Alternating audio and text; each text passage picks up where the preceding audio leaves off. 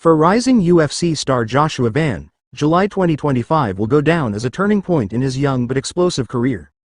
Just 23 years old, Van delivered a breakthrough performance last Saturday at UFC 317 in Las Vegas, defeating seasoned contender Brandon Royval in a thrilling 3-round war that not only cemented his place in the flyweight elite but earned him a likely shot at the title.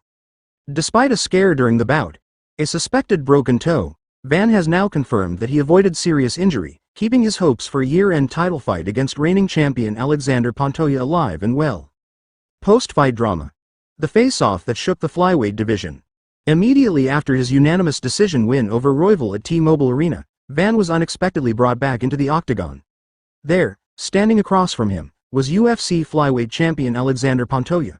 Not for a handshake or backstage chat, but for a face-to-face stare-down typically reserved for confirmed championship bouts. It was a symbolic passing of the torch, or at the very least, an unmistakable nod from the UFC brass that Van is next in line. *T. I thought it was normal, Van told MMA Junkie with a laugh during an interview on Thursday.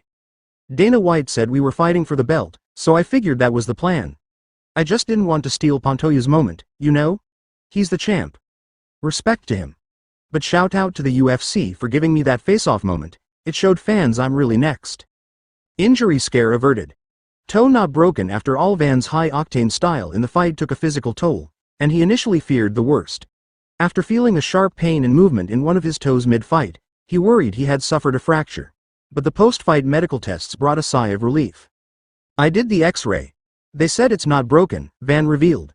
It might be a dislocation or something like that because it moved in the fight and it hurt like hell. But if it's not broken, I'm good. It should heal on its own. That's why I think December makes sense for the title fight. That's when Pantoja wants it too. Respect for the champ, but no fear. While Van remains humble and respectful toward the reigning flyweight king, he made it clear that admiration won't stop him from attempting to dethrone Pantoja when they finally meet. Pantoja, with a record of 30-5, 14-3 U.S.